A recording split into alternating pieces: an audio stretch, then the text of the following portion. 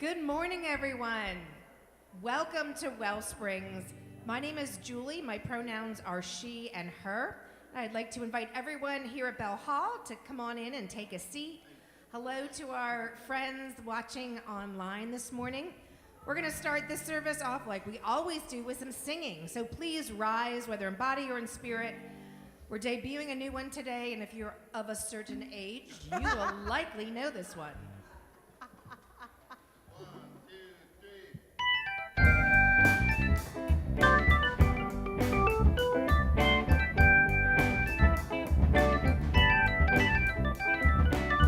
The old man said to me, don't always take life so seriously. Play the flute and dance and sing your song. Try and enjoy the here and now. The future will take care of itself somehow. Grass is never greener over there. Time will wear away the storm. Ooh, oh, gets a red anymore. Don't try to live your life in one day. Don't go speed your time away. Don't try to live your life in one day. Don't go speed your time away.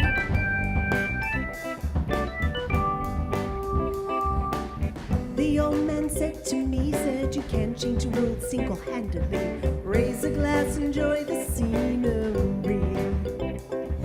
Pretend the water is champagne and fill my glass again and again while the wolves are gathering round your door.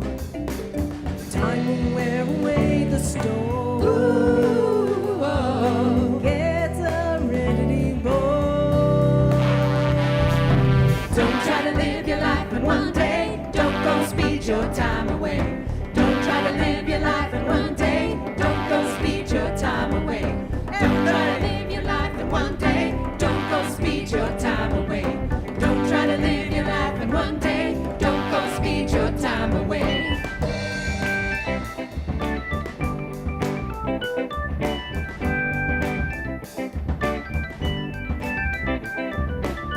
The old man said to me, don't always take life so seriously.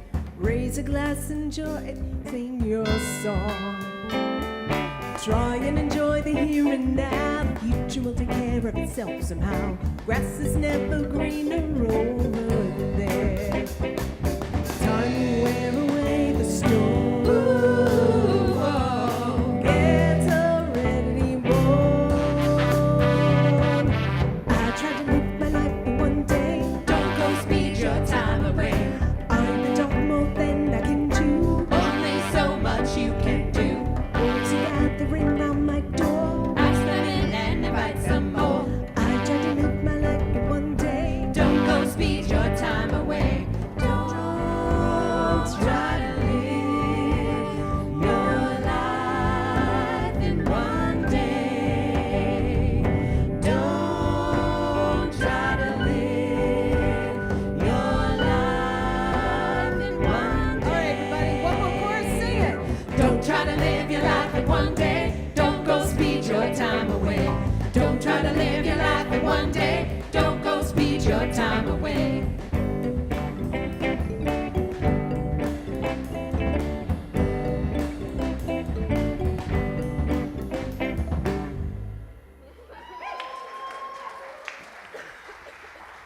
Please take a seat for our next song. Rodney had a lot of fun with that one. Who remembers that one? Oh, that's more hands than I thought. And now for something completely different.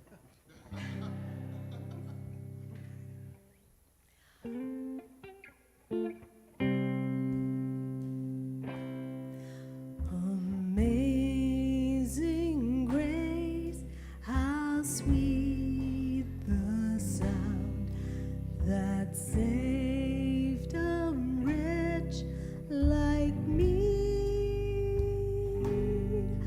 I once was lost, but now am found. Was blind, but now I see. 'Twas grace that taught my heart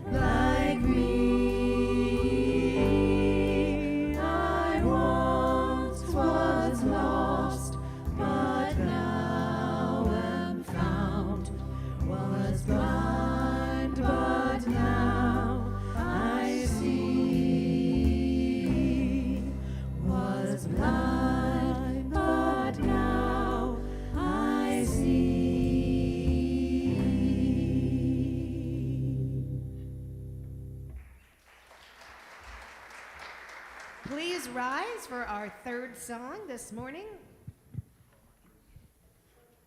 And this definitely requires audience participation. So, And a metronome. you can say hallelujah, you got this.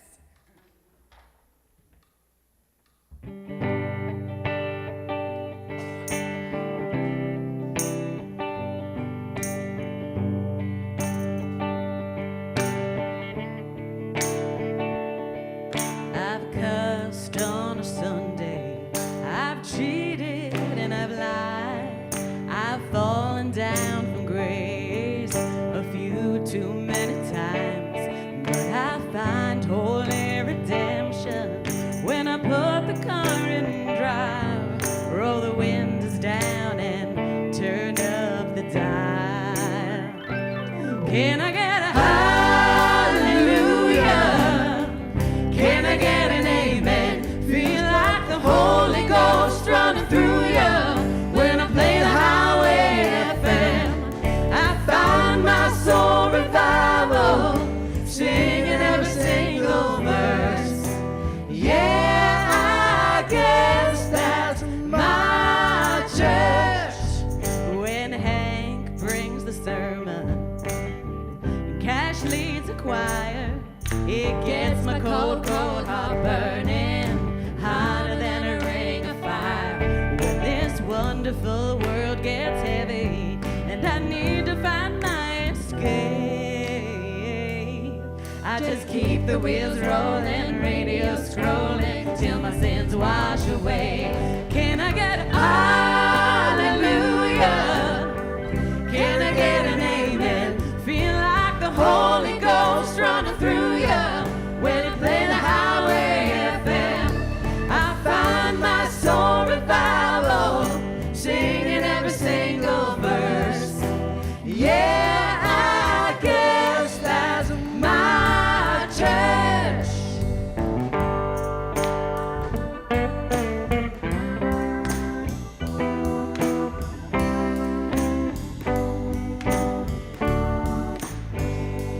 Can I get a hallelujah? Can I get an amen? Feel like the Holy Ghost running through you when I play the highway FM. I find my soul revival, singing every single verse. Yeah, I guess that's my church. Yeah, can I get a hallelujah? Can I get an amen? Feel like the Holy Ghost running through you when I play the highway FM. I find my soul revival, singing every single verse. Yeah, I guess that's my church. Yeah, I guess that's my church. Well, yeah, I guess this is our church.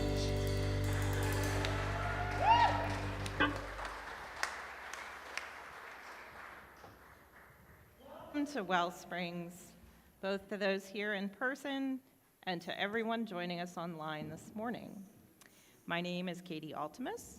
My pronouns are they, them, and theirs, and I am honored and blessed to be leading our worship service today. Each week when we gather, we light a chalice as a symbol of our spiritual heritage as Unitarian Universalists. It is not just a symbol of what is past, but of what is present, that divine spark, that inner light that shines at the heart of each of our lives. As we light this chalice, may we share our light with each other and with the world. We've asked Gwen and her parents to come forward to light our chalice. After they've done so, we'll say these words together.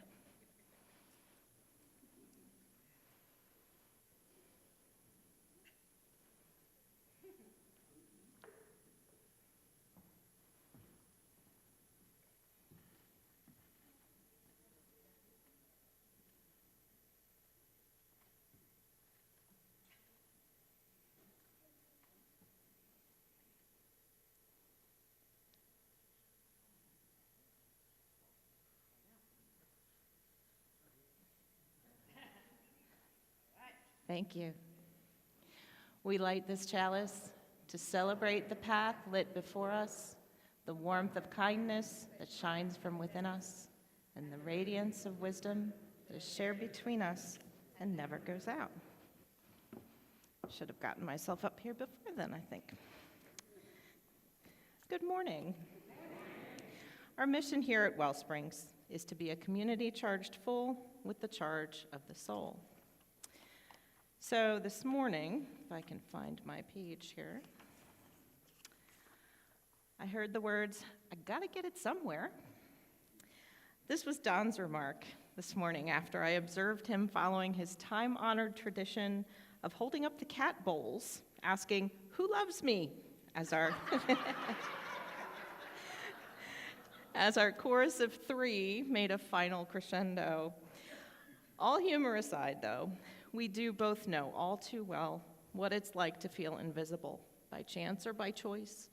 Those long moments sitting at a green light, waiting for someone to blow their horn, just to feel like someone noticed we exist, but mostly in a safe way. A few years ago, when I was in a particularly dark spot, one of my dearest friends, who also happens to be you, started a practice of reaching out every day using Facebook Messenger. That intentional good morning goes quite a long way some days. About a year ago, I was visiting her, and I noticed that she has a daily reminder set on her phone to send message to Katie Altimus. I was important enough to have my own entry in her calendar. It's easy to get caught up in a system of priorities where if it's not important enough to remember, it's not important. Anyone with more than 4 or 5 years worth of mileage on their brains knows that's not how it works. So may we all be present in each other's daily reminders, not because we aren't important enough, but because we are. So this morning, I would like to especially welcome any newcomers. If this is your first or second time with us, we are so glad you're here. I hope you'll fill out a connection card so you can learn more about us and start to introduce yourself too. If you're watching from home, there's a link to the online connection card in the description below the video. And if you're here in person, you can fill out a connection card on your phone through our WellSprings app. See any of our greeters this morning to help you get connected. And our greeters are in their usual spot, waving. If you'd like to interact with folks who are joining online this morning, there is a live chat available on YouTube. To access it, you'll need a YouTube or a Google account. Just sign in and click the live chat button to say hello.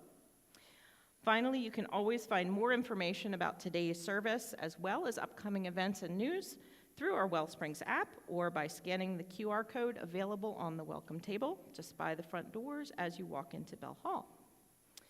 We have a few pieces of news we want to highlight this weekend, and for that, I will turn it over to our Membership and Communications Coordinator, Jessica Heichel.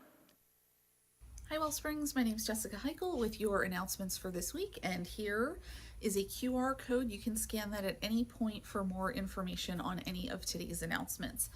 Up first, just a reminder that today, after service, there is a congregational meeting happening. If you are here with us in Bell Hall, you are welcome to just stay with us after service is over. And if you are joining us online, you are invited to stay tuned in. The subject of this meeting is calling Reverend Lee as our settled minister. And this is not the vote today. This is just simply discussing what this process will look like. So we hope you're able to join us today for that. Second announcement, we have some opportunities for Soul Bites coming up. These are one-time small group gatherings. There are 2 opportunities coming up. The first is actually on Tuesday on Zoom with Terry. There is information about that in today's order of service.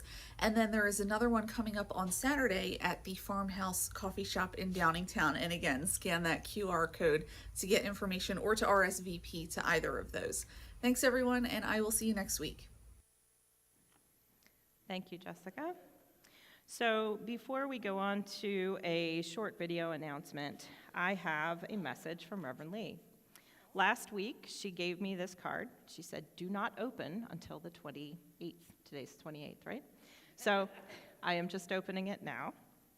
The front of the card says, "Cupcakes are muffins that believed they could be so much more." So, it's your birthday, reach for the stars. Happy 17th birthday, WellSprings.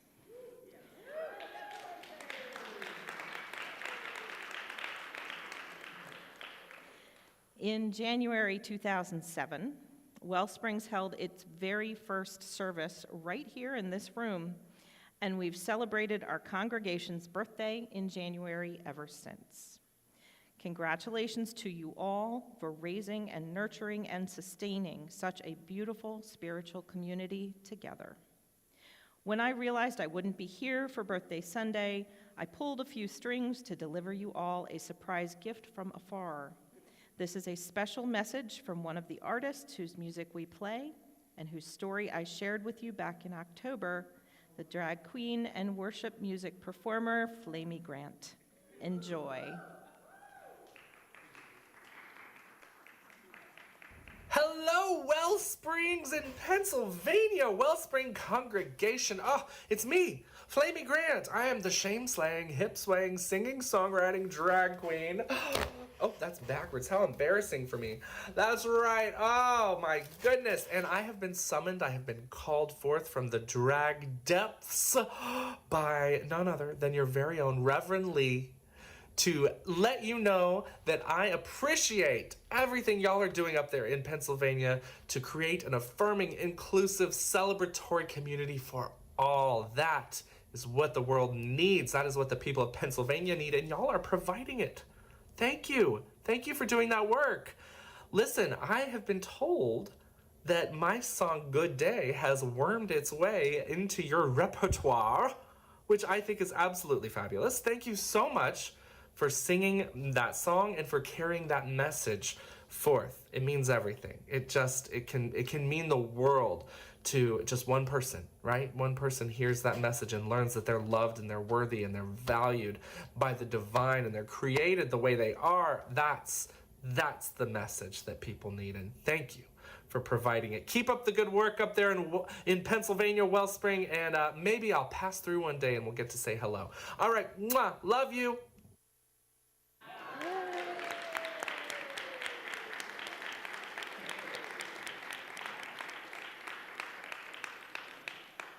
That was amazing. At WellSprings, the foundation of all that we do is rooted in the power of connection, of making space in our hearts and in our lives for each other, as we continue to do. This is the part of our service where we honor that connection by greeting one another. If you're joining from anywhere else, take a moment now to share a greeting in the live chat, or maybe to say hello in WellSprings Oasis, our private group on Facebook. For those here in Bell Hall, you might also consider posting in the Oasis group to connect with our community beyond these walls. Finally, a reminder for those of us in the room, please ask before hugging or approaching closely. Some of us are more comfortable with a fist or an elbow bump these days, and if you prefer to keep distance from others for any reason, just stay seated. That'll be our cue to give you a friendly wave from afar. With gratitude for all the ways we might connect, please greet one another now.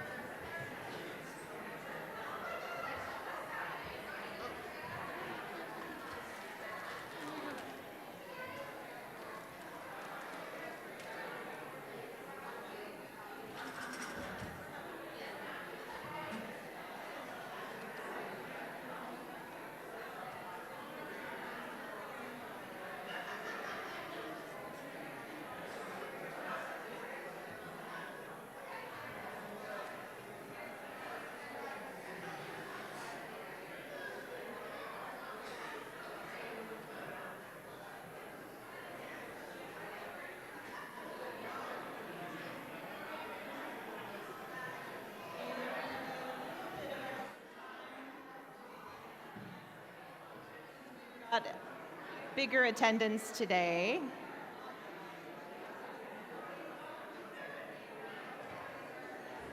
Thank you all for your warm greetings.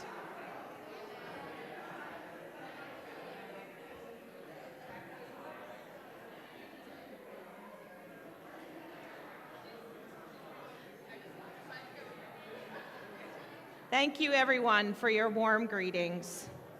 Those here in Bell Hall are invited to continue your conversations at coffee hour right after the service. I invite everyone now into our time of generosity, an opportunity to express our gratitude for the ways this spiritual community has an impact on all of our lives. If you feel the value of our WellSprings community right now, we hope you'll share a gift to help sustain us. If you'd like, you can use your phone to give from anywhere. Just text WSprings, WSPRINGS, to 73256. Our greeters will be bringing hats around for those who wish to donate by hand. You can also drop a check or a cash donation into the box near the front doors on the welcome table. Thank you for all the ways your gifts support WellSprings. Our offering will now be gratefully received.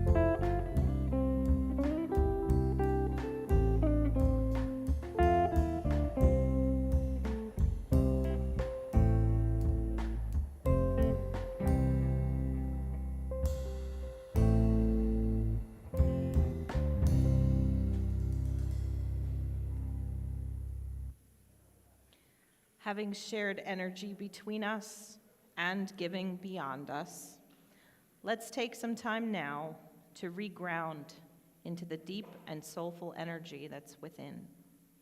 We do this by doing what is most simple and elemental in our lives.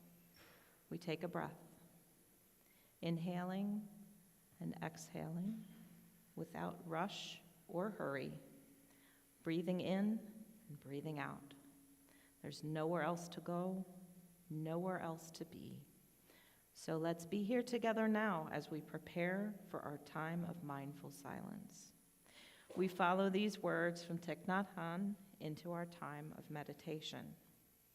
If we want to enter heaven on earth, we need only one conscious step and one conscious breath. Let us cultivate peace and experience presence in this quiet time together.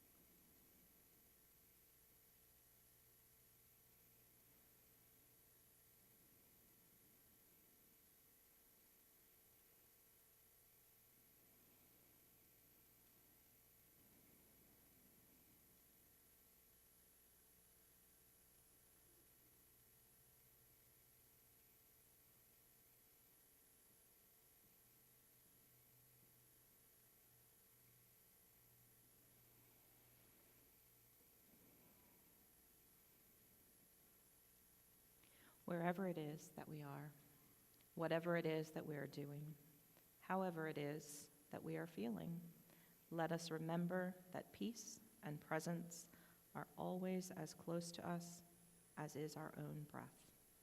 May this be so for us this moment. May it be so for us this day. May it be so for all of us in the days to come. And now, I'd like to invite our congregation's children to join our staff and volunteers in the back of the room for a time of fellowship and youth spirit. And youth spirit has created the awesome rainbow drawings that are in the back on the tech booth. So make sure that when service is over, take a close look. I see some beautiful rainbows back there. Youth Spirit will be meeting in in the dining hall. Gresh, thank you, I'll cross that off. Is the building right across the way. And grown-ups, if you have brought a child with you, please pick them up and take them home with you when you go. And now, the band is already back up on stage for our next song. Please rise, whether in body or in spirit.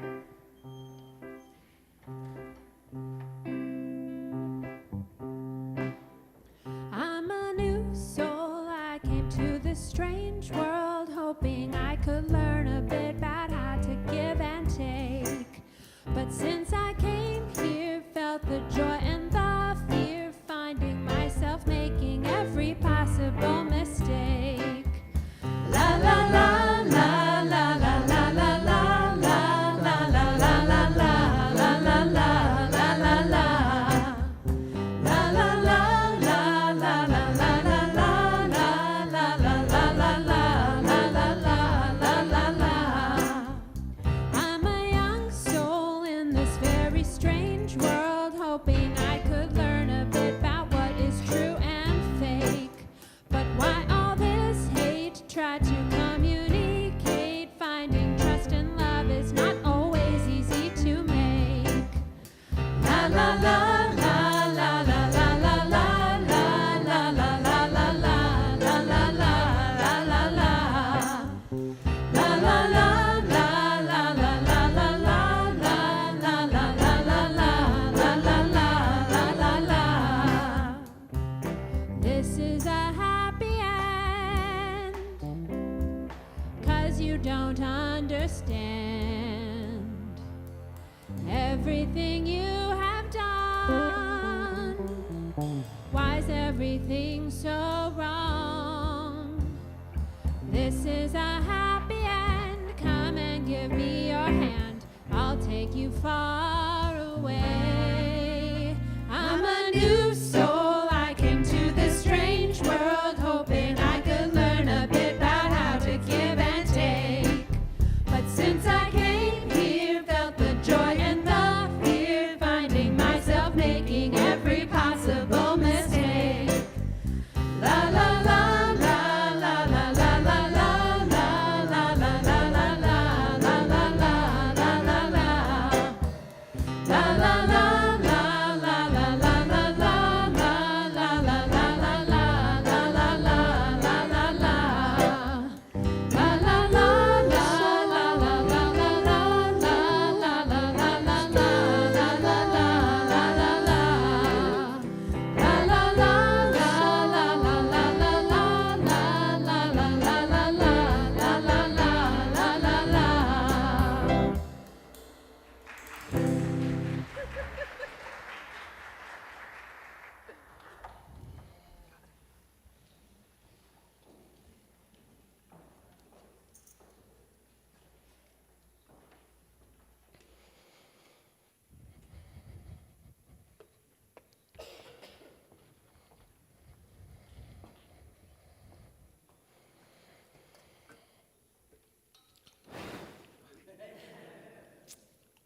So for anyone here who is actually keeping a record, not that you would of this type of thing, this is my 5th sermon. It is only my 2nd one in person, and it's funny, I was realizing while Katie was up here before that she was also the worship leader the last time that I was here. But my last message in person was about a movie, whereas this one is actually about me, so like super vulnerable. But in order to start out, I'm going to formally introduce myself. My name is Beverly Fox. My pronouns are she and her. And I am truly honored to be serving as your worship leader today. Not worship, geez. Lay preacher. First of many mistakes, I promise you. If you are comfortable, I would like to invite you now to close your eyes and do a little exercise with me.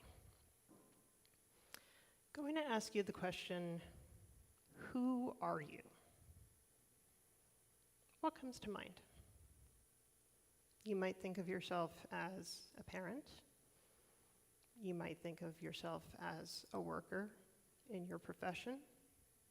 You might think of yourself as part of a family or a community. You might just see yourself as a human. You might see yourself as several different things, depending upon where you're at, what you're doing, what role you're playing. And I would like you to remember that every single thing that you see, every role that you play, every place that you show up in, is you. We're a lot more versatile than I think that we realize we are. You can open your eyes now. Hold on to that. We'll be returning to it in a little bit. This message is about doing things the hard way. And it is in the series on daily practices because it is something that I have been trying to do on a daily basis. I feel like I have spent a great part of my life trying to do things the easy way, falling into patterns of behavior that I've been repeating since I was very, very young, responding to triggers in everyday life in the same way that I used to, falling short in all of the ways that I always do. And recently, I've started to make some changes in my life that are actually making a real difference on a daily basis. And it's really, really exciting when you spend so much time and effort trying to make yourself a better version of yourself and actually see that that starts to happen. A couple of weeks ago, I shared about a little small experience that I had where I had the opportunity to fall into an old pattern of behavior and didn't even realize that I hadn't until a very good friend of mine pointed out that that was how I used to respond. And that's been happening a lot lately, and that's kind of what I want to talk to you guys about today.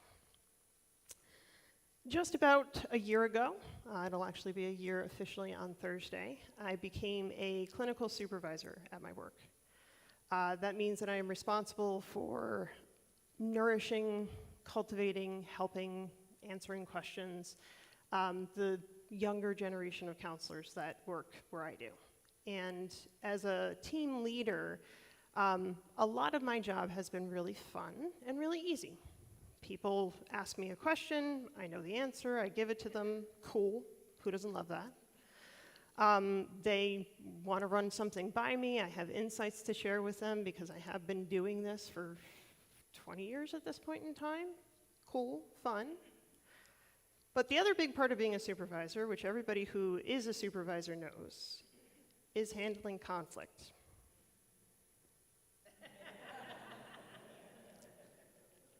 I hate it. Oh my God, you guys, I hate it so much. But I very, very clearly and distinctly see the value in it. And I'm one of those relatively outspoken people who will talk about how valuable it is and how important it is. And I can even remember when we were having conversations about sort of the DNA of this church and what is really important to us, saying we need to have something in there about valuing conflict. And guess what? We do. Because here in this church, we are all about doing the things that make us uncomfortable. Chris, I told you I was going to mention you. So a little while ago, she was talking about her turn as a lay preacher and the message that she was going to be doing. It was about the Muppets, which who doesn't love the Muppets? And she contemplated, and I don't actually know if it ended up happening, I don't think it did, possibly doing the service backwards. And in thinking about it, she had this lovely little WellSprings moment where she was like, ooh, that makes me really uncomfortable. That probably means I should do it. And that's the type of attitude that I see all over the place here. It's people saying, this is insanely scary and really uncomfortable, and I hate it, and I'm going to do it. And that's kind of what my life has been about lately. We can see the first slide. So, actually the previous slide, sorry. This is a sign that I have hanging above my computer. So every day that I sit down at my little desk in my corner, I work from home, and I log onto my email, and I take a look at all the stuff that I have to do.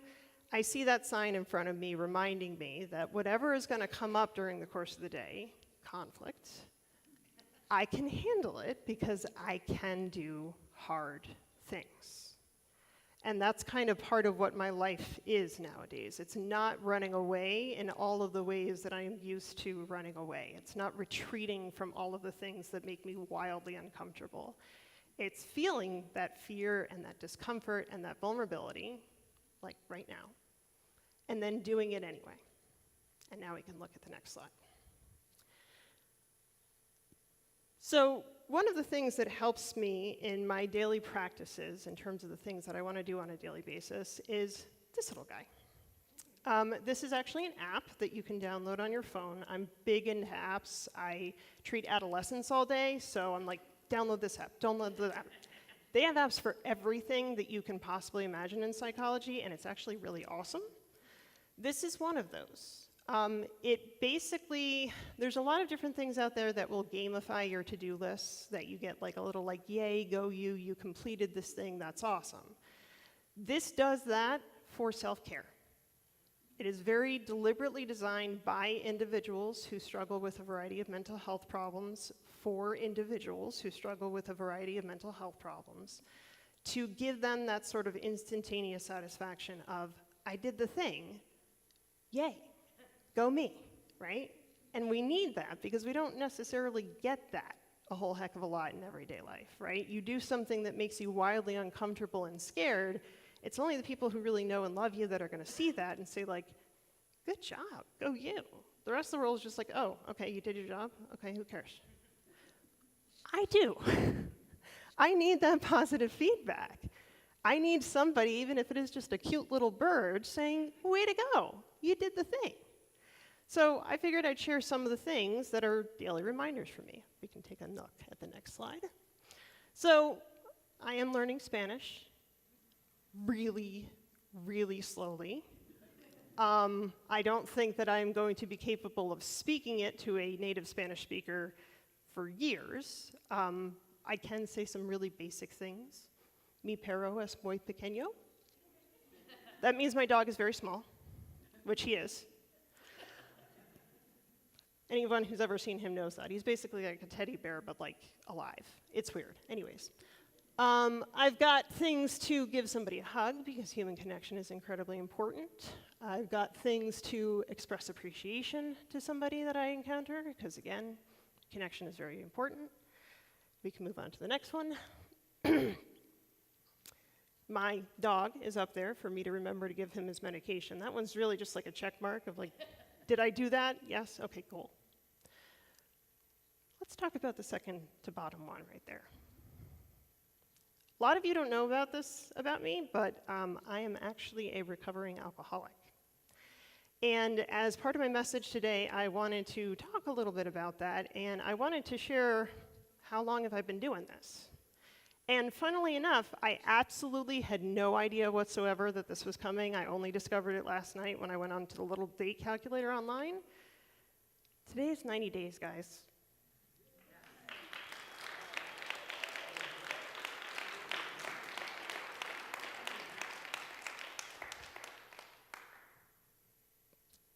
This is going to happen. I don't want to talk to you too much about recovery because it is such a large issue and it comes up in our sermons all the time because it's such a huge part of being your spiritual self. Suffice it to say that, first of all, coming to the realization that I was actually an alcoholic, finally making the decision after various periods of sobriety for various reasons over the years, that the only real way that I actually get to like live is by not drinking ever. And then experiencing the flood of emotions that comes along with the clarity of seeing that clearly has been pretty damn intense. And you can see the bottom one there, just below that, therapy, something that I do every week. And yes, my therapist was appropriately excited when I finally got sober for good. And he's like, oh my God, do you know how much stuff we're actually going to be able to get into now? This is awesome. Which is great. Like, that's how I want to be as a therapist. Like, oh, we get to get into like the really painful stuff? Cool, let's go. But that's pretty much been what it's all about. It's facing all of the ways in which I took the easy way out, right? Because let's face it, how does addiction work? It's easier to do the thing, and it really doesn't matter what the thing is, than to face what you're feeling. It's that simple. And again, it doesn't necessarily matter what the placeholder is, insert addictive behavior here, it could be anything.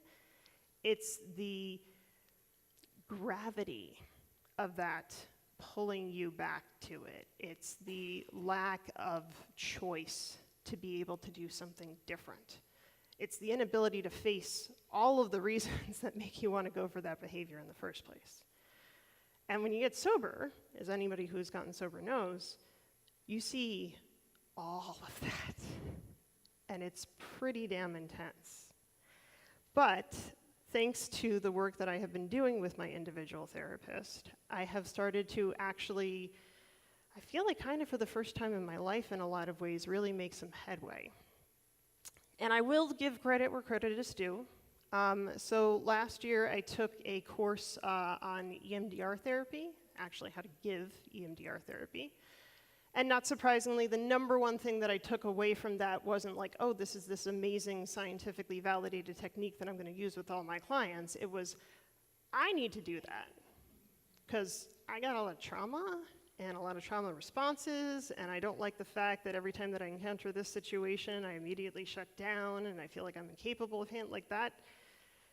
That got kind of old in some of the therapy that I've done in the past. Why do you respond this way? Trauma.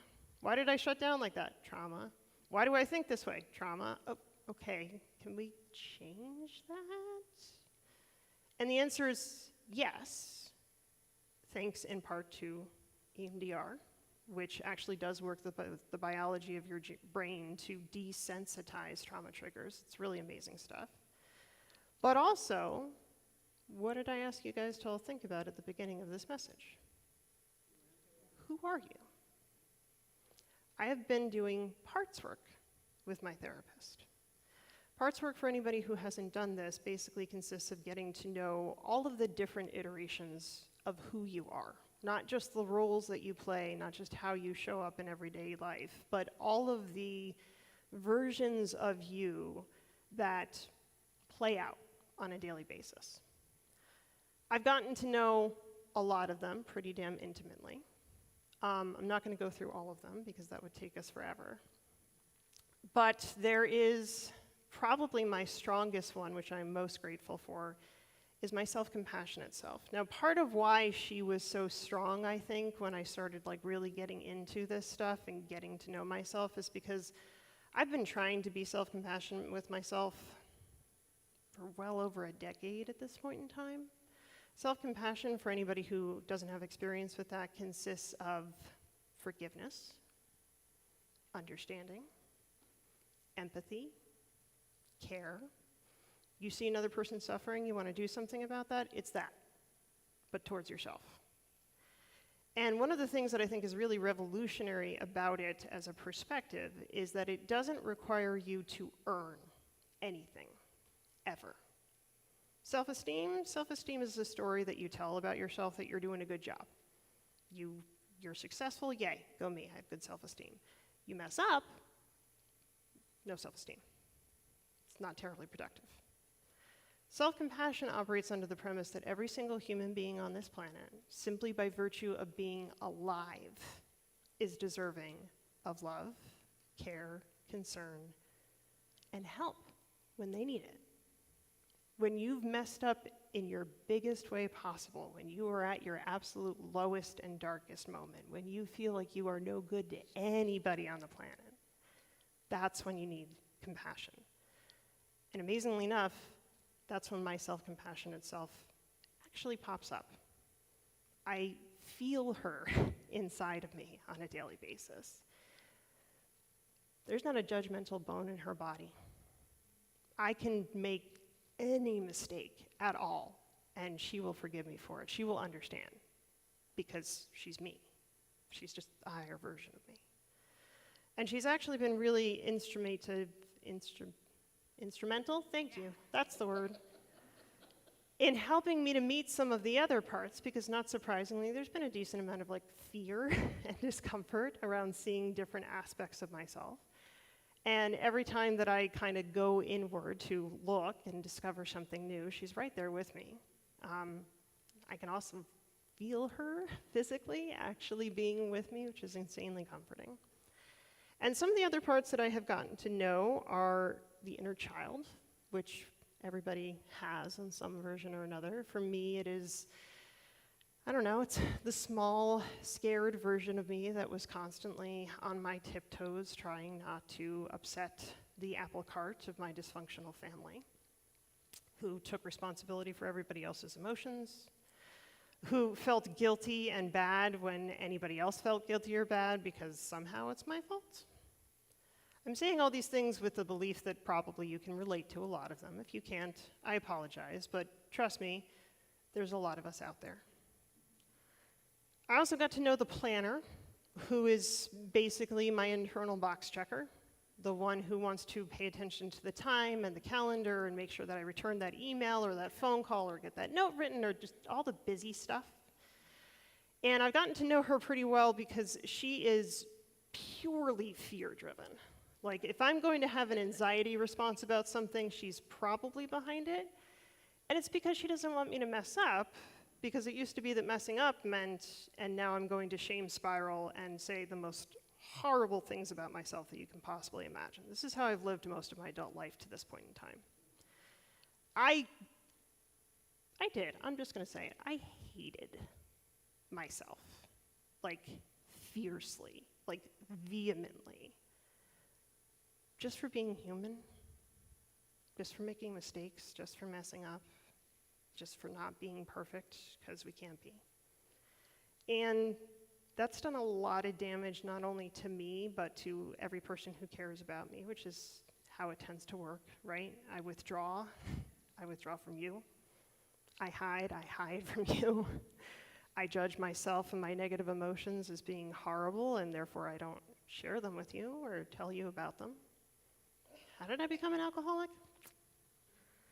And I realized that even though this part of me is so fear-driven and provokes so much anxiety, she's doing her best. She popped up probably around the same time that scared little 5-year-old who was walking on eggshells trying not to upset you, but everybody did too. How do we keep mom happy? Check the boxes. Say the thing that you gotta say. Do the thing that you gotta do. Don't do the thing that you're not supposed to do. She's been there my whole life. Now she's doing multitasking and executive functioning, and she's trying to help me not make an ass of myself as a clinical supervisor. But she's still kind of doing the same thing that she's always done. And she's doing her best. There's nothing wrong there. There's nothing bad there. I also got to know, and this is where it's going to get a little bit woo-woo, so bear with me. I'm in a coven with a friend of mine. We get together, we call the directions, we honor the maiden, mother, and crone. It's not as sci-fi as you might think that it is. And in looking inside of myself and trying to find the source of my greatest fears, my greatest problems, my greatest personal triggers, and trying to figure out where is that coming from, the placeholder, and I say placeholder because I'm not entirely sure what that is, for me is the crone. I see her as this this old, haggard woman living in the woods, doing plant medicine like there's no tomorrow, connected to all of the higher sources that I often feel disconnected from. And in identifying her the way that I did, I came up with a realization, which is not a new realization, but it's one that I normally forget, which is that my greatest problems, the biggest mistakes that I make, the things that are going to cause me the greatest amount of personal pain and struggle and discomfort and fear and all of it, they come from the universe, right? I am abandoning previous identities of who I understood myself to be and confronting these new versions of myself that are stronger and braver and more integrated and more understanding, because something about me, something about my divine spark is connected to something a lot bigger that's maybe calling the shots. I don't know if it's chaotic good or neutral or whatever, but there's nothing standard about it. There's nothing planned about it. There's nothing like, okay, and then on this day you're going to have a huge mental breakdown, and then somebody that loves you is going to pop in to remind you that you're not alone, and then you're going to learn this really valuable no, there's nothing like that. There's just, you're going to discover that you're an alcoholic and fix that. You're going to realize that your family is your family, and they were doing the best that they could do, and all of the ways in which they messed you up and gave you all these trauma triggers and all sorts of other fun stuff came from them doing their best. So there's no blame there. There's no hatred. There's nothing bad or wrong about any of that. It's just this crazy-ass world that we live in, being this crazy-ass world that we live in. And I'm getting the lessons that I can handle in the time that I can handle them. You can't predict that. You can't see that coming. You can't possibly know what that's going to look like. And I've tried to give up on that a long time ago, but planner, she likes to figure things out. You can't. We figure the things out that we need to in the time that we need to become who we're going to become. That's it. There's no right or wrong, there's no good or bad. None of those black and white concepts have anything to do with the things that cause me the greatest amount of pain. Talking about them in black and white concepts, thinking about them in black and white concepts, thinking of myself as good or bad or right or wrong, that's going to be problematic, but that's not actually where the change comes from. The change comes from me understanding something about myself that I've never understood before. And it comes from me saying that, not only to the people who love me and care about me, but to the people that I encounter on a daily basis. When I'm in a conflicted relationship with somebody that I supervise, I'm trying to be as human as I can be. I'm trying to understand what got you into trouble. I'm trying to figure out what kind of help or support do you need. Because we don't mess up on purpose. We're not hurting the people that we love because it's fun. We're not responding to our traumatic triggers because, I don't know, we're all just like babies. We're doing the best that we can. We're human. I'm human. And even the worst stuff that I've done just makes me more human. Doesn't make me a bad person. So what that actually looks like, practically speaking, is, well, this, obviously. How meta can you get? But I'm going to have a conversation with somebody where I have to be insanely vulnerable and emotional, and I'm probably going to cry, and it's probably going to be really uncomfortable, and it's probably going to be very painful. And I'm going to do it anyway, and actually be honest where I wouldn't have been in the past, because I'm not judging myself anymore prior to the person that I'm speaking to judging me. Game changer, guys. Huge. And it looks like the small stuff that everybody always tells you not to sweat, actually not sweating it. I made a mistake. That's me being human. Whoops. How do I fix it? In comparison to, I made a mistake because I messed up, because I can't do this role, because I'm a bad person, because I'm doomed to fail at every single thing that I do, and nobody actually cares about me the way that I think that I do, and even if they do, I'm only going to hurt them, and shame spirals, you guys do that? I used to be a professional shame spiraler, and I'm really not anymore. I'm not saying I'm immune to shame. I'm not saying that's never going to happen again, but I'm saying that most of the time when I mess up, I just go, oh, oops, and then I move on. The amount of time and emotional energy and pain and judgment and criticism and effort trying to practice CBT, which so doesn't work for that stuff for me personally, none of that happens anymore. So I've become more efficient. It takes a much bigger upset to derail the apple cart now. It takes a much bigger episode for me to revert to those problematic behaviors. It's not a part of everyday life anymore because I see myself now.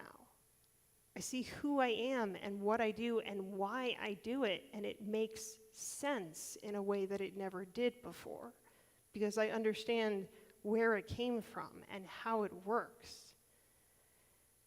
Clarity, guys. It's just a whole different way of living. And it's still pretty damn new for me. 90 days is not a long time. But boy, has it been a fruitful 90 days. And I am facing things that I never would have had the capacity to face earlier in my life. Not just being a clinical supervisor and feeling like I even have the right to occupy that role, but knowing that I'm not going to be perfect in that role. And it isn't a matter of checking all the boxes and not making any mistakes. It's a matter of messed up, how do I fix it? Messed up, how do I fix it? Messed up, how do I fix it? And learning things and getting information and just being human with other people. Yeah, sorry, that was me. I did that. I don't feel shame owning up to stuff the way that I used to anymore. And I don't shut down from it or run from it or isolate from it or hide from it. I confront it because it's not so painful anymore. And that's really what I want for all of you, not necessarily because you're all going to start doing parts work and EMDR and all sorts of other kind of stuff, but just getting to the bottom of who you actually are as a person, as a spiritual being that is connected to a whole lot of things way bigger than yourself, as just a beating heart that has some level of connection to every other beating heart on the planet, animals, plants too, right? We're all just doing the best that we can all of the time. But wow, does it feel good when the best that you can is actually legitimately better than it used to be. I wanted to close today with one of my favorite poems, which funnily enough, I normally break out when I'm teaching distress tolerance skills to my clients, very apropos. It's by Rumi. Can't get through a sermon without Rumi. And it is called The Empty House, or sorry, The Guest House, rather. This being human is a guest house. Every morning, a new arrival. A joy, a depression, a meanness. Some momentary awareness comes as an unexpected visitor. Welcome and entertain them all. Even if they are a crowd of sorrows who violently sweep your house empty of its furniture, still treat each guest honorably. He may be clearing you out for some new delight. The dark thought, the shame, the malice, meet them at the door laughing and invite them in. Be grateful for whoever comes, because each has been sent as a guide from above. If you feel comfortable, I would invite you now to pray with me. source of our own sweet souls, that divine spark burning in each of us, that connection that brings us beyond our individual experiences to something much greater and fundamentally more pure than our individual experience may show us. May we truly connect to ourselves. May we understand ourselves completely. May we love ourselves fiercely. May we come up to the challenges that we face with bravery and with willingness to do the hard thing. And may we know that in our efforts to be better, that we are joined in union with every other heart on this planet that is doing the best that it can. Amen.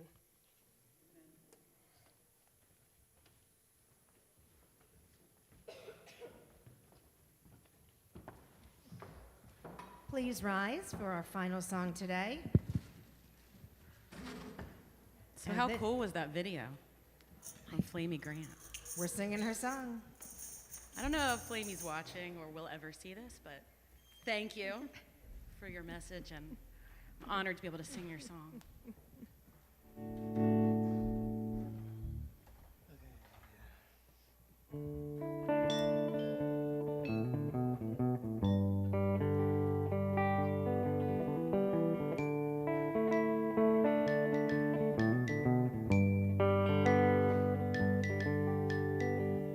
It's been a while since I sat with you without a knot in my chest. Oh, it's been a while since I wanted to.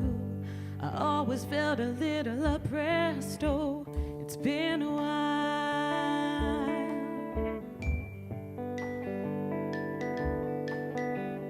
It's been a while since I've went ahead and let it down my guard, 'cause I carry the weight of the words you said that makes it just a little bit hard to reject the lies you perpetuate.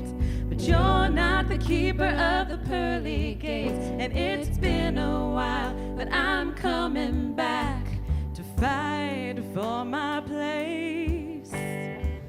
A good day to come back home. You sent me away, but I was never alone.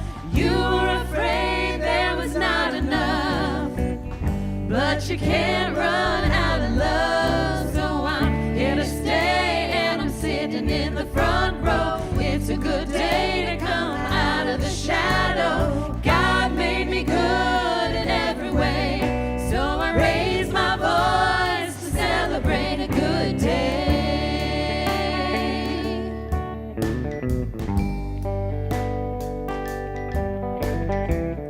It's been a while since I could admit that there was something missing, but I've seen enough to know what love is and what love isn't. I'm not content to fade into the crowd and let you decide who's in or out. So I'm coming back, I'm living proof that it all belongs without a doubt. Yeah, a good day and I come back home. You sent me away, but I was never alone.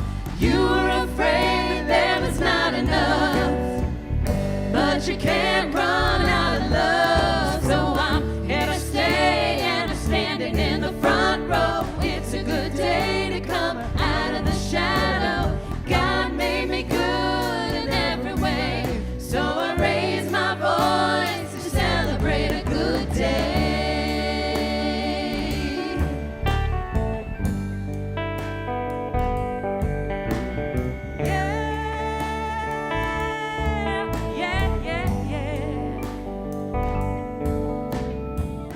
It's a good day, nothing's gonna keep me out of the fight. I'm not gonna hide, I got a heart in the right place, covered in the good graces of an endless love. It's a good day, nothing's gonna keep me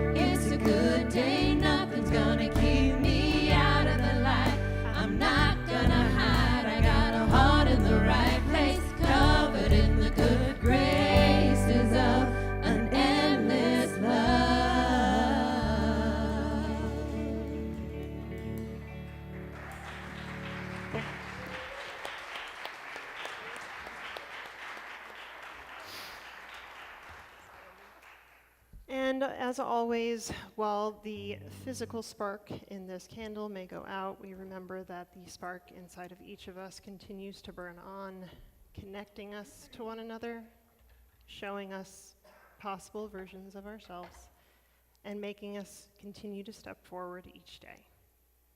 And together we say, as we release this flame from its faithful service today, we allow the spark in each of us to burn on, to warm our compassion, to fire our delight, to light our paths today, tomorrow, and always. Everyone, thank you so much. I hope that you have a wonderful rest of your Sunday and that you continue to discover new aspects of yourself every time that you decide to take a risk. Take us out.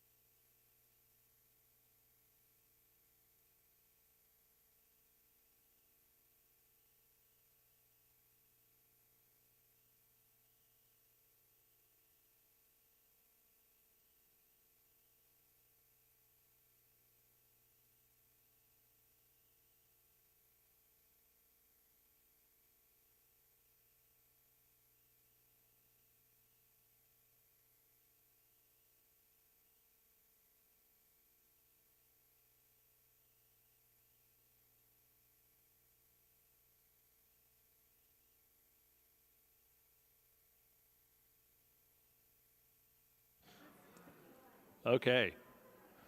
We all ready? Looking in the back. You guys ready? Okay, let's do it. All right, welcome to our special congregational meeting. Thank you all for coming. All right, we all set? All right, thank you. All right, you want to go to the next slide, Jessica? The next slide? All right, cool. Okay, great. So good morning, good afternoon, something like that. My name is Chris Grappi. My pronouns are he and his, and I'm happy to be here serving as our board president. Up on stage with me are some other members of our trustees. If you want to introduce yourselves. Sure, I'm Sandy Tucker. I'm in Heartworks also, and with Katie and Mike. Oh. Hi, I'm Sandy Tucker. Nice to be here. Hi, Chris Reeder. I've been a member of WellSprings for about 3 years now. I'm newest board member, and I'm currently the secretary. Great, thank you. And Tony Scullion and Tiffany Schaffner are the other trustees, but they are not here today. The board email address is up on the screen as well. It'll be also at the end of this slideshow. It's board@wellspringsuu.org.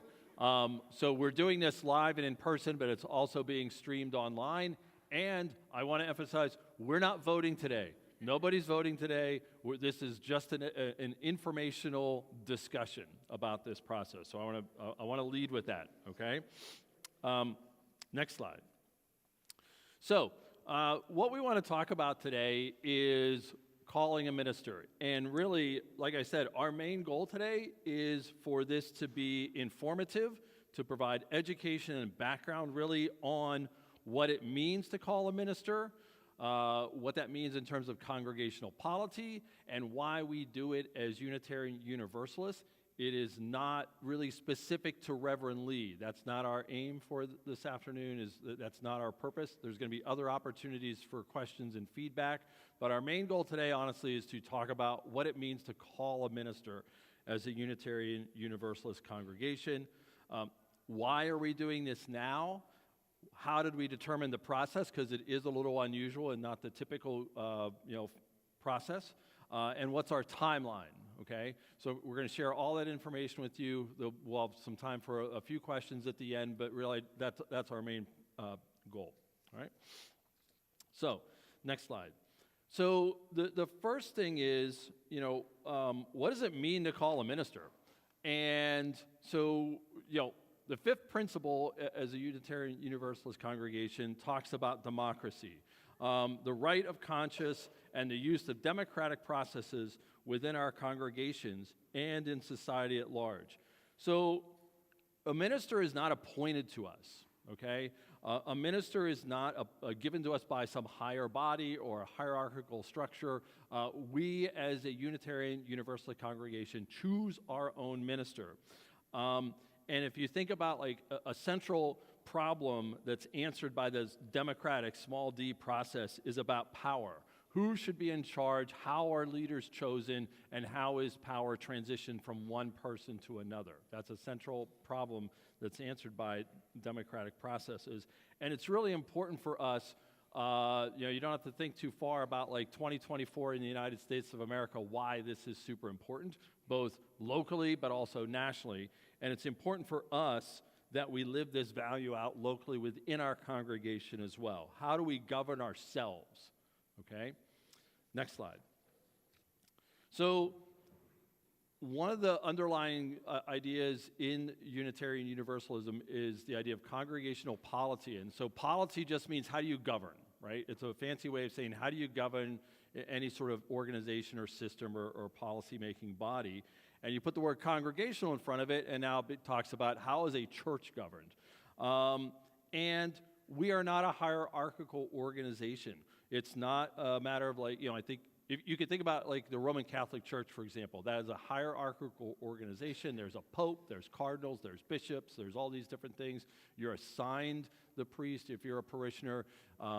Those are things that are done in that denomination. There's other faith-based communities that are like that, but there are also faith-based communities such as ours in which we govern ourselves. Okay. So like on the UUA website, the Leader Lab section, it talks about, there's local decisions that are made by congregations that are different in other, religious organizations. Defining membership requirements, electing leadership, including the calling and dismissing of ministers, the purchase or sale of property. So we're not being assigned, here's your minister. We're not being sold, here's what your budget is as a church. We're not being given money. As much as we might want. We're not being given land, for example. But if somebody has land, we can talk about that. So it's not hierarchical. Whatever we have is because we are governing ourselves, okay? And that includes defining membership. So if you think about it, like early in the year, for example, we shared a definition of membership because when we as a board started looking at different aspects of things, we realized that was an area in which we should probably be a little bit more explicit, right? And so we shared, what does it mean to be a member? It was fascinating because part of that process was looking at other congregations' definitions of membership, and they all differ, right? There's different ages, for example. There's different types of membership, and like they require different things of people. We're not too far off the mark, but like there's always these little variations, okay? So in addition, if you think about like our stewardship ministry, that's part of this, congregational polity muscle, like practicing what it means to be self-governed. So next slide. Why are we doing this right now, and how did we determine this process? So we're doing this now. So like if you recall, when Reverend Ken stepped down as our founding minister, we had a lot of conversations and questions about what would happen next within the congregation. And one of those questions was, what was the status of Reverend Lee? Like, what would we do with Reverend Lee in terms of moving forward? So should we call her as our minister? That never left our radar as a board of trustees. Previous boards discussed it. When I came on the board, it was being discussed. There were two things, however, that happened, or one happened to us, and one was one of those things we decided we needed to take on. The first was in terms of our financial footing, making sure that we were on stronger financial footing to move forward as a congregation was one thing. And the other thing was the pandemic, which kind of, reverted, changed a lot of different priorities for a short period of time, okay? So when we started talking about this process of calling a minister, it was strongly felt like what we need to do first before we move to that step is to look at our finances and have a stronger culture of stewardship within the congregation. And I have to say, with the stewardship ministry, they've done an amazing job in moving that forward in a relatively short period of time in terms of looking at where we were and having something that was sustainable long-term. Using the resources of Mark Ewert, the consultant that we contracted with, and giving us feedback and ideas on how to move forward. That's been incredibly valuable to us as a congregation. So we felt we're in a much better place to be able to even consider calling somebody as our full-time minister, because it's a two-way street to some extent if you think about it, right? We want to make sure that we are attractive as well to anybody who might want to be here, all right? So in terms of the other question, how did we determine the process? So we're a little unique, right? We're a younger UU congregation, for one. We've never called a minister. We had Reverend Ken as our founding minister. I don't know what that process was in terms of hiring him because I was not here. But we've had him since the beginning, and Reverend Lee has been on contract with us for the past 10 years. So one of the things we did as a board was we looked at what was on the UUA website about like what it means to call a minister and what that process should look like. So I recognize not everybody has been a UU for a long period of time. I was not raised UU, and I think a decent number of our congregates are in that same boat. So the typical process, I think, would be you have a long-term minister in place. They retire or resign, move on for whatever reason. And then there's an interim period, and there's an interim minister assigned, obtained by the congregation, 1, 2, maybe 3 years, but pretty common is 2 years.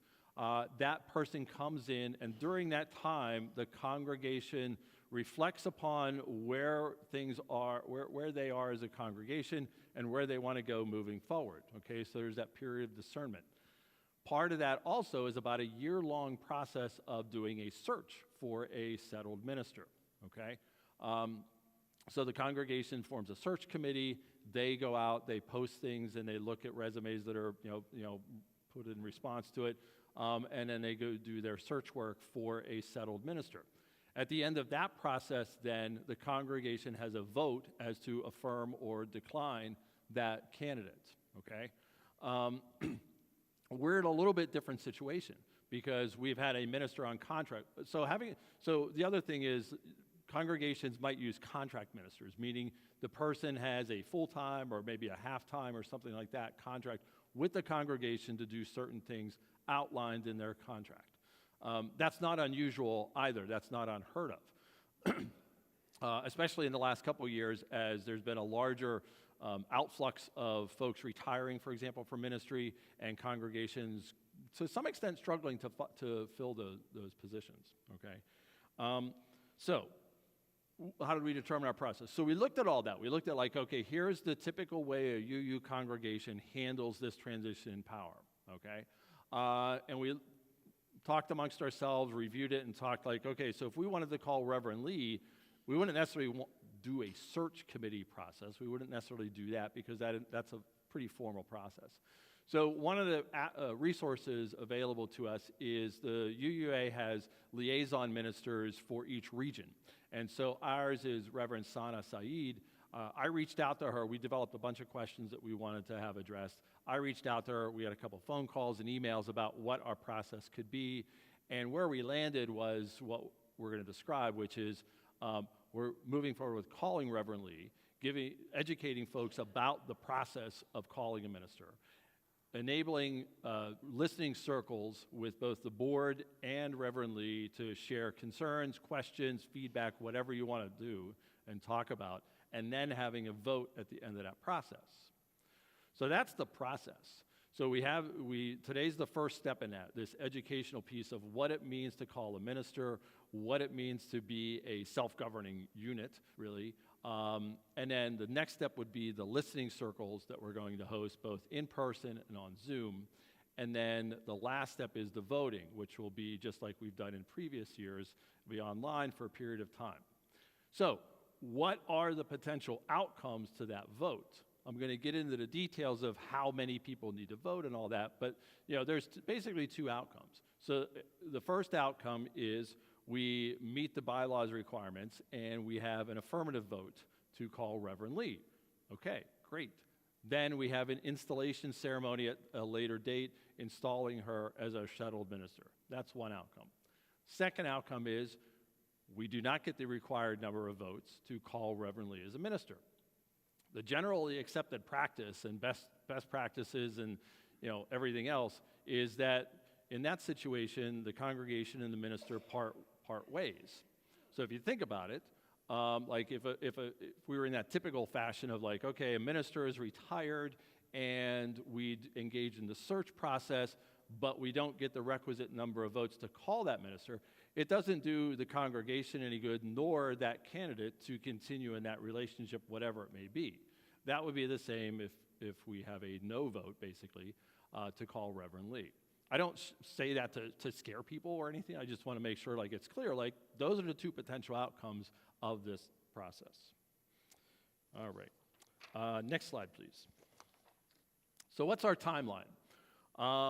So February and March, we're going to do listening circles with the board.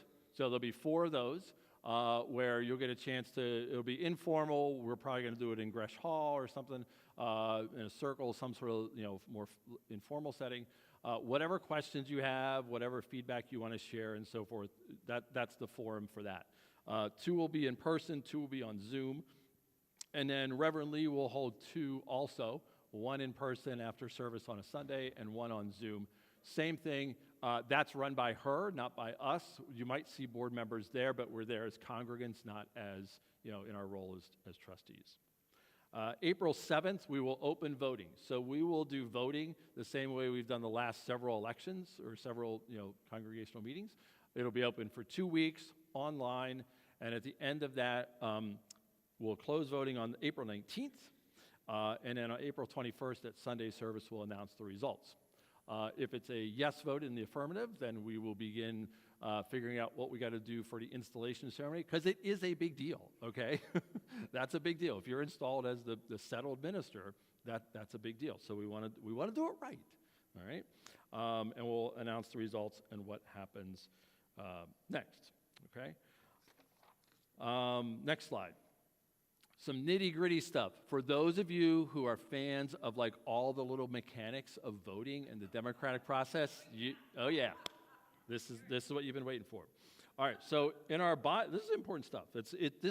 I mean, it's boring as heck if you think about it, okay? And like I've been to enough local government meetings and stuff like that. It is boring sometimes. It is so stinking important, and just do it. So our bylaws have a lot of different things in there, but the relevant ones for this are Article 4A, Sections 4 and 5. So the first bit, there's numbers. The quorum meaning how many people got to be present, or in this case, be voting for this situation, for it to be legitimate. So the quorum for a special meeting for the calling of a minister shall be 40% of the voting members. So that's the first hurdle. Right? You got to get 40% of the voting members, okay? Again, think about like defining membership. We're working on having a super accurate list of who is a member, okay? The second part of it is, at this special meeting for the calling of a minister, 4/5 of the voting members present must cast an affirmative vote. So meaning 4/5 of the folks who are participating in that vote have to affirm to calling a minister. So if you think about, okay, we'll use round numbers because math is not my thing.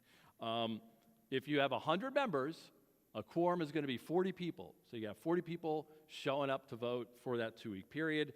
And then 80% of 40 people is, yeah. I had to use my calculator this morning to figure that out because that's me. So we believe we have, I think the last number was we have about 170-ish members. So that's about 68 people means a quorum. And if only 68 people vote, right? So if the more people vote, the 4/5 number, the more that rises up, right? Because that's math. I do get that part. All right. So that's the relevant bylaws. So it is important that you vote, okay? That's the bottom line. Just please vote. Next slide. So the dates for the listening circles, we have, yeah, there you go. Tell me what y'all think of the blue too. So we tried to, we messed with that a little bit. So opportunities with the board, we have 4. So Sunday, February 11th, after service in person. Wednesday, February 28th, 7 p.m. on Zoom. Sunday, March 10th, after service in person. Tuesday, March 9th, 7 p.m. on Zoom. So we're going to post these dates on Realm and on Facebook Oasis, and you'll see it in whatever weeklies and stuff like that with the Zoom links. That we'll work that out. I'm going to talk to Ms. Carroll about like childcare for the in-person ones, so that folks, if you have little ones and so forth, we can certainly figure that out. We want to make sure everybody feels they can participate without distraction, worrying about where my kid is. I mean, that's what I did when I'm a little guy. Where'd he go? And then the next slide is the listening circles with Reverend Lee.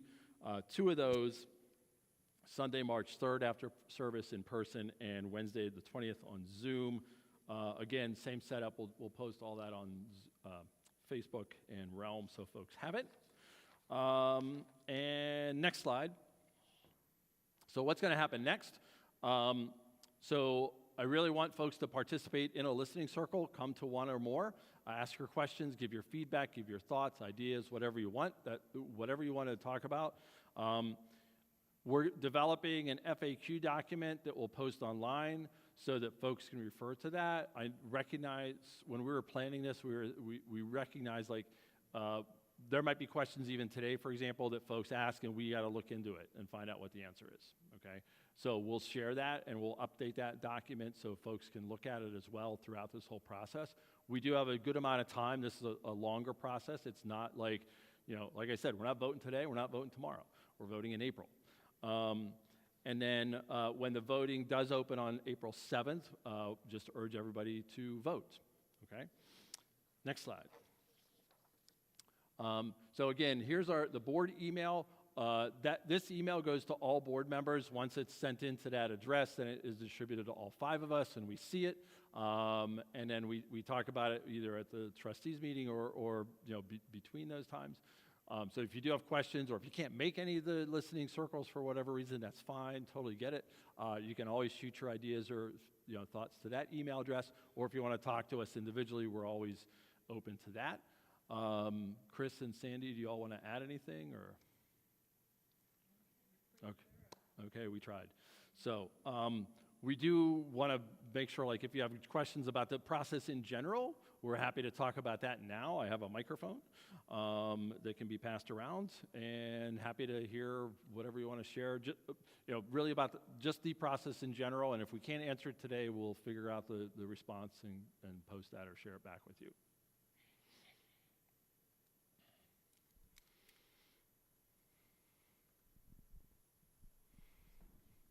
Thank you, Paul. Sure. Hi, I'm Paul. He, him. So you talked about it being a two-way street. Mm-hmm.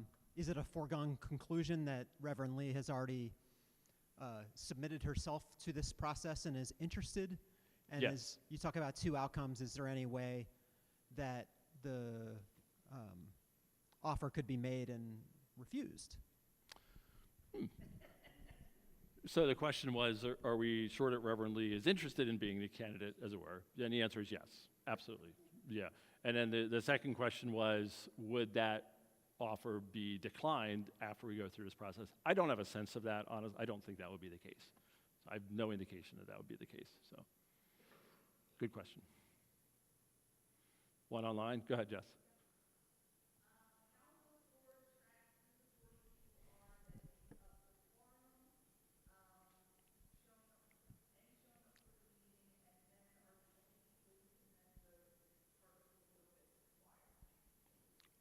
I think I heard the question was, how are we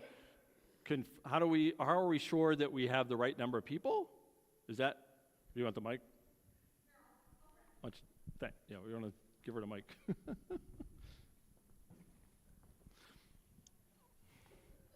Thank you.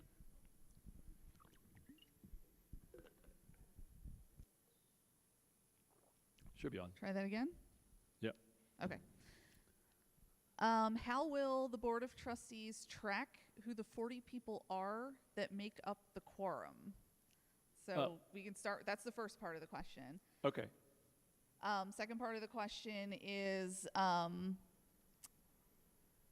any showing up for the meeting, are they the only people who can vote as part of the 4/5 required? Gotcha. So the first question, how do we confirm we have a quorum?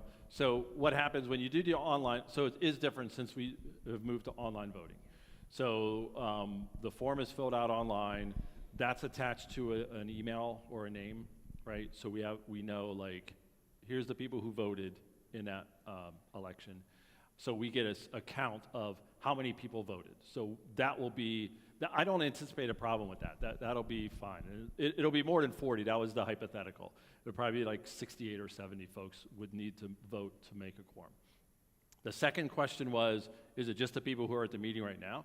Yeah, that's not the case. All members of the congregation are eligible to vote, okay? If you are a member, you are eligible to vote on April 7th, regardless of whether you're present today in this meeting or not. That's a good question. Grab the mic. And I guess if you're unsure, if you're a member and eligible to vote, check in with the board or with our office staff. Because I know there was a couple instances recently where someone was unsure. Yeah. So that would be good to know if you want to vote. Yes.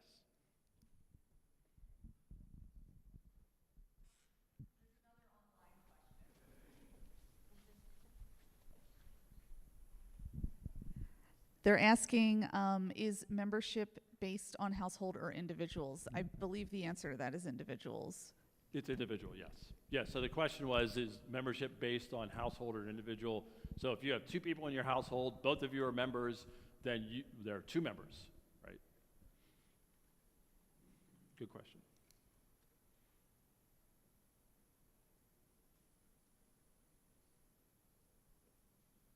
other questions or, yeah? So this is a moot point until we actually get to that part of the process. But so Ken was our founding minister. Is there a term of service for a settled minister, like hopefully Reverend Lee will become? And if so, how long is that? And does that play into this at all? What was the first, was there a service you said, or? Is there a term of service? Oh, a term of service. I don't think so. I don't believe so. It's once if you're the called minister, you're settled, you're there until otherwise. Until further notice. Something changes, and the minister wants to leave, or the board says this is no longer working. So. It's not like president. Yes.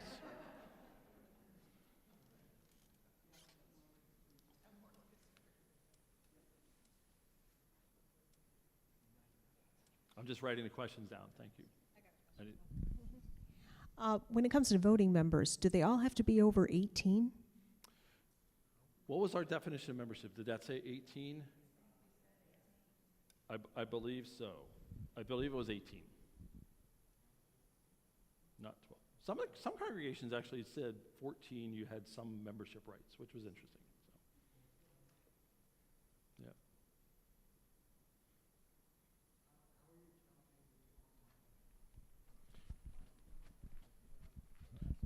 So, yeah. So, say it again, Duncan. How are you counting the online votes? Are they? Yeah. So, how do you count the online votes? So we tally them. So, that's not just one person doing it. So it's a matter of like, there's an email response tied to it, but there's also like a name and then the vote. Do we send the? So so we initiate. The question was, how is it? Is it emailed? Is the vote emailed to the board or not? So the form is set up so that we send a link saying, here's the link to click on to vote. And Julie, if I'm saying this wrong, tell me, because I know you were involved when you were on the board. And then so you click on the link and you indicate your vote. So we've talked about salaries, right, for our ministers and our staff. Is this an opportunity to also look at compensation for Reverend Lee? And if that's the case, can we afford to do that? So the question is this an opportunity to look at salary for Reverend Lee and the staff? So tell me what you all think, but my understanding is that so once you call the minister, then we have a year-to-year contract with her currently. So we would need to revisit that anyhow at the end of this fiscal year. And so the same thing would occur here, where we'd say, okay, now you're a called minister. We still have to talk about compensation and benefits and all those things. It could be an opportunity to change the current arrangement, and I would hope it would be that case pending stewardship's work, honestly, because that's something that's really important. If you look at what the UUA has guidelines in terms of what is recommended for salary and benefits for ministers and staff and so forth, and our current finances are not put us in a place where we're close to that, right? It's lower than that recommended. I don't know if that's the case for other congregations, but it is in our case, and that's something that is something that concerns me a lot, honestly, right? So the more success we have with stewardship, the better we're able to get to those places. But I think it's important to note, Chris, that calling a minister is separate than a contract negotiation. It's an act of polity, and contract negotiation is a fiscal thing, and they still happen regularly to any called minister. Yes. I just wanted to make that. Yeah, thank you for that. Yeah, it is kind of separate. So calling a minister is saying, we want you as our minister to be here with us. You still have to talk with the person about like what their salary is on an ongoing basis throughout the time that they serve. Yeah, thank you for that. I know we had a question here, and then we'll get the online one. I have one really quick detail question and then a broader one. When is the fiscal year end for WellSprings? June 30th. Okay. And then more broadly, besides no longer having that annual contract, what else changes in WellSprings' relationship with Reverend Lee or any other called minister when you move into having a settled minister? Sure. So the question is, what does change then in the relationship with Reverend Lee if she is called? So, and you guys can chime in, please, but in my mind, it's a matter of like, we're stating we're committing to that person, right? We're saying we want to be with you. I mean, the closest would be like we're getting married, but it's not quite, not quite like that, right? But it's like we want to commit to you for the long term. It's not just a year to year. I feel like that, along with the work of stewardship, gives us a much more stable foundation as a congregation, right? And I think the analogy of us, like, we turned 16, we're a teenager, and it's time to like be a little bit more independent, and so this is what grown-up congregations do. We support ourselves. We partner up with somebody, and we're committing to somebody for a long. I don't know. I'm probably being. I don't know. Somebody's gonna give me a hard time about that analogy, I think. But that, in my mind, that's kind of the idea. Like, okay, we're committing to this minister for the long term for our congregation. It also, like, sometimes people decide like they want to leave or move on, or like people get married or they resign and they got a moving off to California or something like that. The reality is, as a congregation, at some point in the future, we're still going to have to call a minister again. So this is also a good thing for us to go through as a process, right? It's that congregational polity piece. So do you guys want to add anything to that? Or? Yeah, it's a vote of confidence. And Mike. This whole process is a vote of confidence. It's what we're doing is we're saying, we want you reverently, and we hope that you want us. Okay, and then we just go forward from there.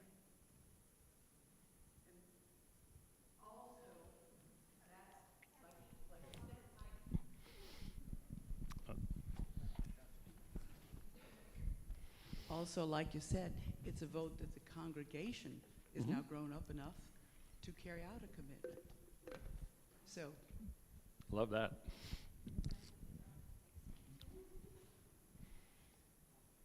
Yeah, no, she has a question online, I think. But hold on, Julie wanted to add something, I think. Actually, I just want to make a statement about the salary. Reverend Lee has brought this up several times, that obviously we want to, there's guidelines from the UA, and obviously we want to meet those. Like, we currently don't. There's certain things that we don't provide, like a full health care package, because we can't afford it.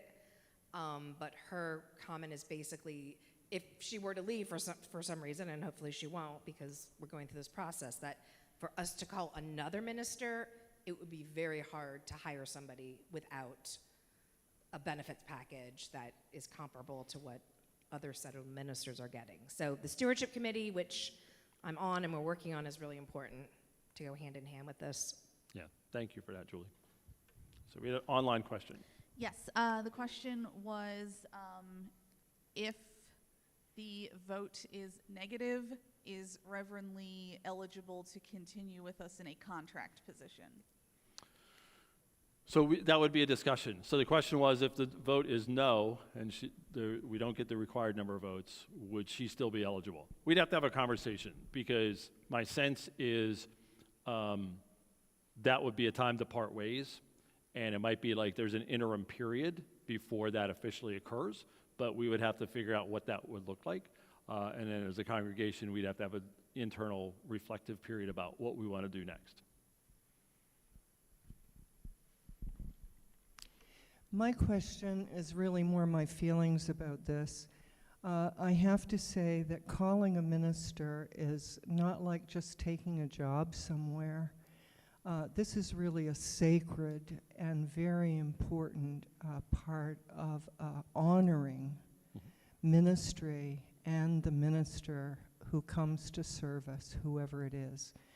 And it is my strongest encouragement to everyone to take this time to reflect and honor Reverend Lee and the time she has given, that she has not had much control over, nor have we, all of these circumstances that she is not already residing as a called minister. But calling is a reverence, and it's maybe we could all benefit for having calling, for our jobs.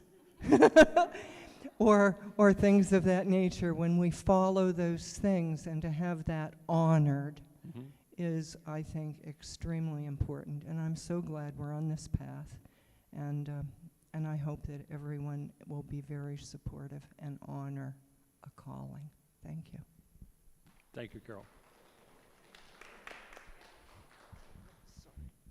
Just a quick follow-up. Does that mean we're going to have a big celebration, like a calling celebration? Is that what happens? Like ordinations and... Yeah. I don't know. Is that what happens? Yes. There's Okay. an installation ceremony. Okay. Thank you. I think we had a question in the back. We don't have a lot of sacraments, so when we get a chance to celebrate a ritual, Yes. let's really celebrate that, Yes, right? please. Hi, Phyllis. My question, I wasn't raised UU, so this is all new to me. And when Reverend Ken left and Reverend Lee became the executive minister, I just assumed that she fell into his role and we were all good. So I guess I just wanted some clarity on, the calling the ministers. So right now, Reverend Lee is an annual contract. Yes. So once this calling takes place, if she's voted in, which I'm assuming she would be, but then it's basically she's here until she decides to leave, or it doesn't appear that things are working. Yes. Correct? That's Okay. accurate, yes. Okay, thank you. Yep.